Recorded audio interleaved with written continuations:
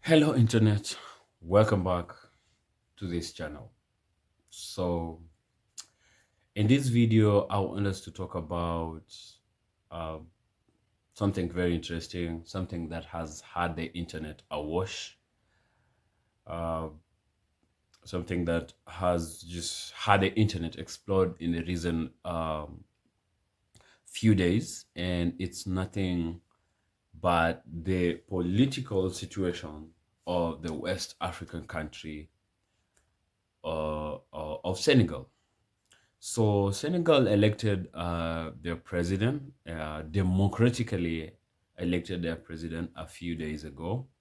And the news of the president-elect or the new president has sent shockwaves across the continent and obviously across the world. I believe that if you are one person that is interested in African political affairs or matters geopolitics, you might have already had an idea about this. And I think I personally will say that I was so elated, I was so happy, uh, very, very, very, very, very excited with the news of the election of the youngest, I believe that is now Africa's youngest president at the age of 44 years. And as far as here in Kenya, in the far east of the continent, that news has been received with nothing but great joy. Young Africans now believe that this is the way to go.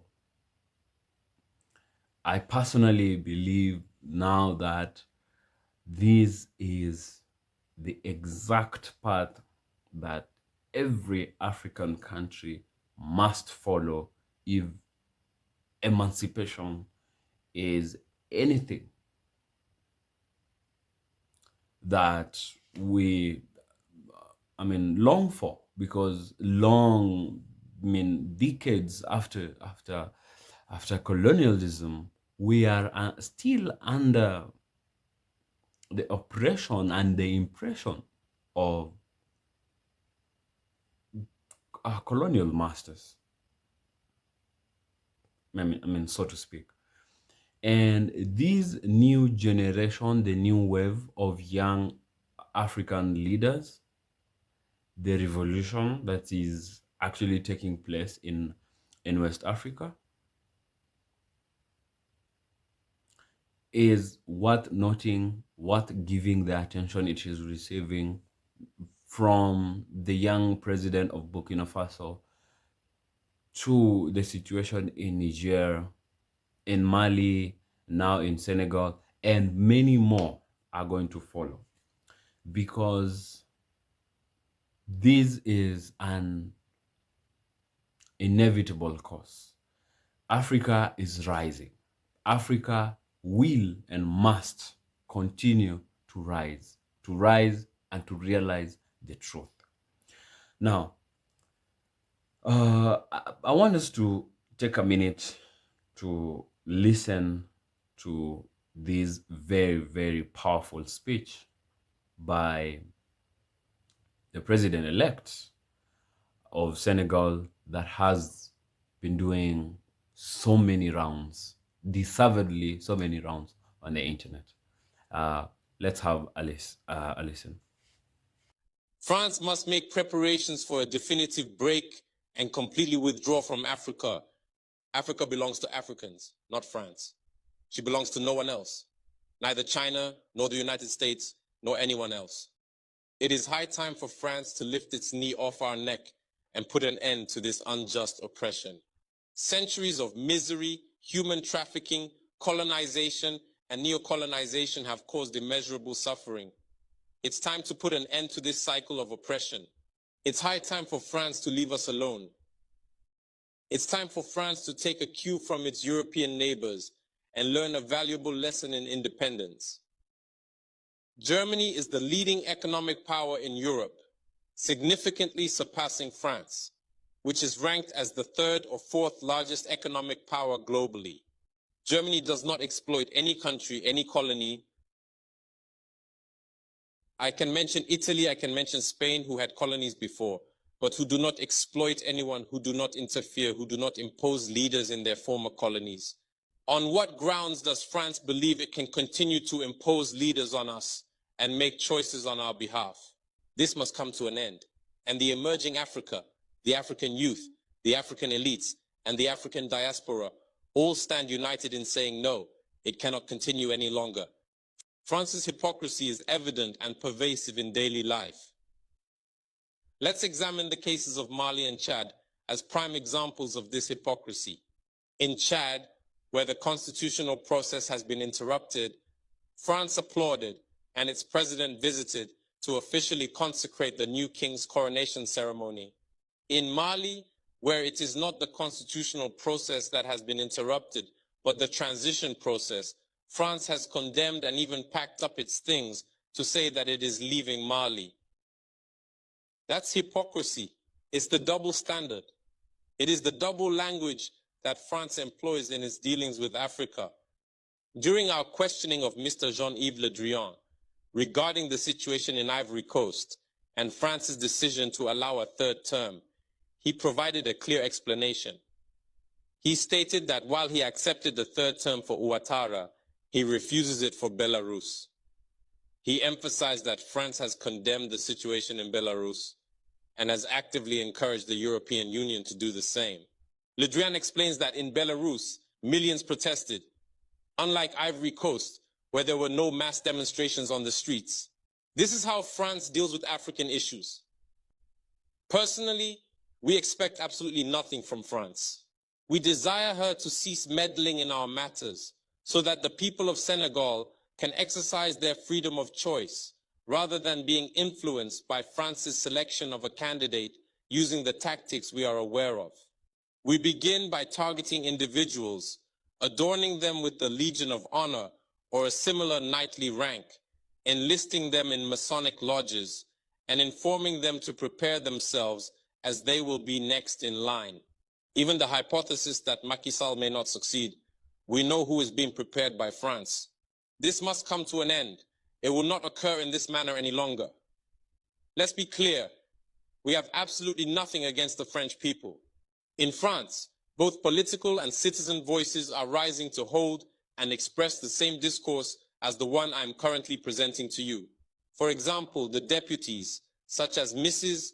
Frédérique Dumas, who regularly speaks on the platform of the Assembly, who regularly writes to the Minister of Foreign Affairs, since she is a member of the Foreign Affairs Committee, to raise this unfair behavior of France towards Africa, hold the same speech as us. The same Mr. Jean-Luc Mélenchon, Jean-Paul Lecoq, André Chassaigne, all deputies, hold the same discourse as us, and hundreds of other voices.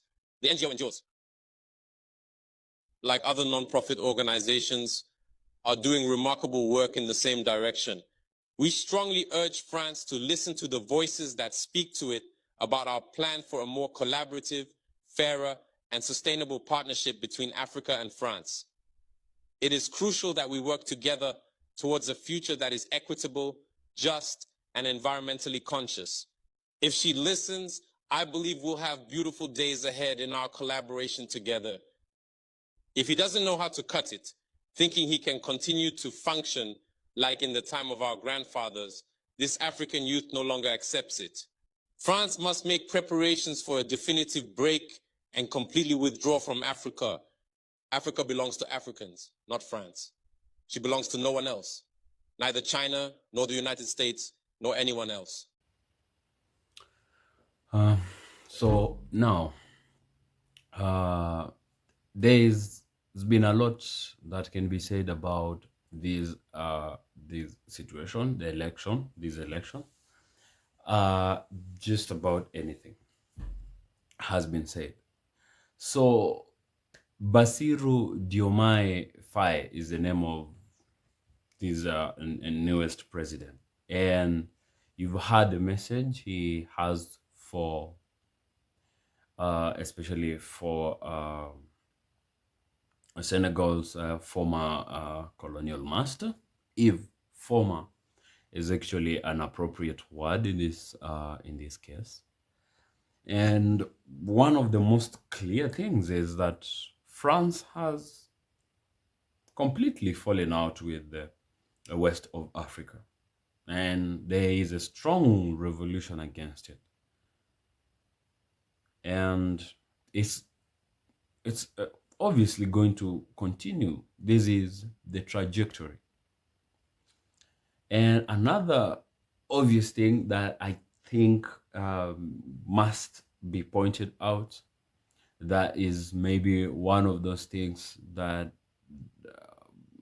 it might be one of the things that is getting overlooked, but is very, very important, is we must underscore that Senegal, which I understand is one of the most stable economies in Africa, but because Africa has always had this problem, and despite the turmoil, because this is a country that has been in a very bad situation in the few months leading to the elections, but democracy has prevailed.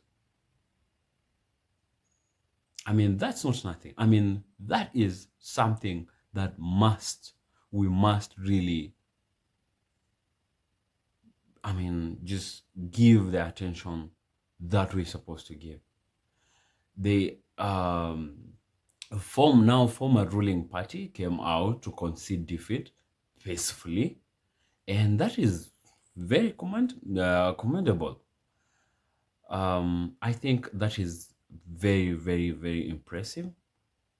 That is again on democracy for Senegal and for Africa, if not for the world. Um, that is the point at which, because I had been following what was happening in Senegal, in the political situation of Senegal leading up to the election. Remember that the current president, Faye, has come from prison barely 2 weeks, I think 10 days, and did a successful campaign. I mean, from this is now the definition of grass to grace, from the prison bars, behind the prison bars, straight to the pinnacle, to the hem of the country's political seat. Uh, I actually thought, and I know most people and political analysts probably, and everybody was anticipating that there were going to be chaos and, just a backtrack on democracy because of the situation that, I mean, the volatile situation that was there in the days that led up to the election period, but it did happen for some reason. Um, I would want to reflect on Kenya's last year's election. So I will say that in Kenya we had everything but a good turnout when it came to our election last year. The turnout was terribly wanting. People didn't show up to the ballots.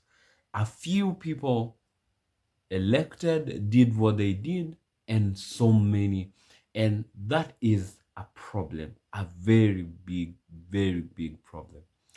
And it is the youth, we the youth, that didn't turn out to vote in large number.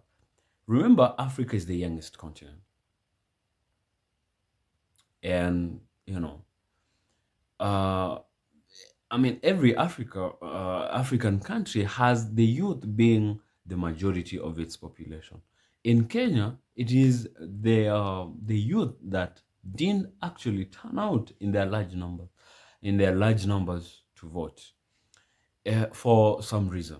We have always thought we have voted before, elections have been there before, but the youth have continuously grown skeptical of any change that is going to come out of this election. We're always going to get back or even worse into worse situations than we had been before.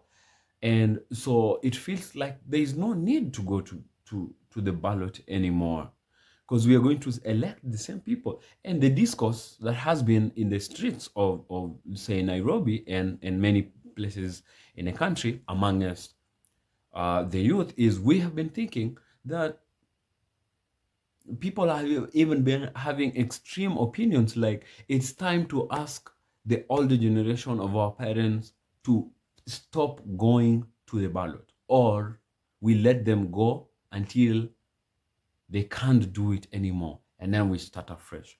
This is what is happening in West Africa. The young generation is now taking the mantle from being the leaders to taking control and taking charge of the election themselves by going to cast their votes and giving their opinions and electing presidents of their choices. I mean, it gave me hope. And I now know that moving into another election in Kenya, we are going to turn out because this wave that's starting in West Africa is going to take the continent by storm. I believe, I'm sure, I'm almost very certain that it's going to come all the way to east, to south, to the north, to the central, and every part of Africa. It is time for the youth. The youth have, maybe I can say, been privileged to see what the older generations of our parents might have not been able to see. That we have never ever been set free. We have never actually tasted freedom, even many, many years after uh, the struggle, the sacrifices, the bloodshed, the sweat, and the tears that were during the struggle to gain independence. It's not going to be easy for the new youngest president. I know many things have been said about he probably lacks political experience, but some of the reasons he moved to he attained this victory is because people believed in him. People saw something in him. The young population have managed to see, and I believe it wasn't only. I mean, I proudly want to say that he rode on the backs of the young electorate of Senegal to victory, and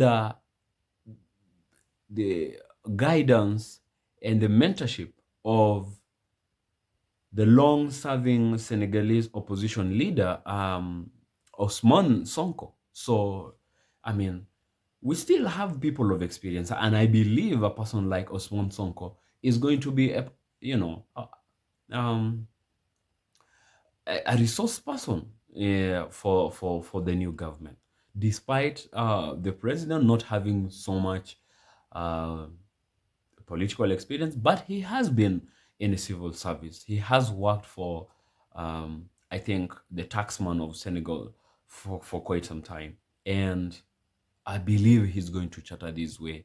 And in his speech, also spoken about, I think he talked about liberating Senegal from the currency that is the CFA franc that is tied to the euro and France and you know, that is a way of those ties are some of the ways that Africa is still enslaved. Africa must now stand independently. It is fine to do business with and I had him, and I believe and I know that is the truth, that there is no problem between, there is no bad blood between people of Senegal or people of Africa rather and the people of France. No, not at all. But it is about the government of France giving the governments of African countries space to breathe. And not only the government of France, but any other neo-colonialist must now give Africa the space to grow, must stop feeling threatened, because many people are feeling threatened because Africa has so much potential. Africa is the youngest and the fastest growing. Africa is the future of this of the world right now, inevitably, and everybody is probably freaking out. It's not going to be a walk in the park. It's not a bed of roses for Diomaye, because he has to work maybe you know, I mean, he has to work around the clock. He has promised a lot. He has to withhold and the democracy of the people of Senegal and the people of Africa. He must fight corruption that is so rampant in Senegal and everywhere in Africa. Unemployment, that one of the reasons he has risen to power is he has promised the young generation a change when it comes to employment and development, revising and strengthening of ties. Senegal is going to do business, according to him, with any other partner that is deemed fit and that is worth and that has fair terms to bring to the table. Anybody from wherever in wherever part of the world will be able to do business with Senegal and even any other African country, as long as it is for the benefit of the people of Senegal and not for the oppression of the people of Senegal and the people of Africa. So this is great news for Africa, for Senegal, for the world, and we're so elated. He has now to tighten his boots, get down to work, and charter the way forward for Africa, because Africa is rising, and rising is not easy, but it has to happen. So I don't have so much to say to add. I just wanted us to take a look at that. So let's continue watching this space and this space of Africa rising and appreciating the greatness that is coming with time for Africa. So until next time, please consider subscribing. Share this so as many people in Africa and everywhere in the world can see this. And let's have an interactive discourse in the comment section. So until next time, see you in the next video. Peace.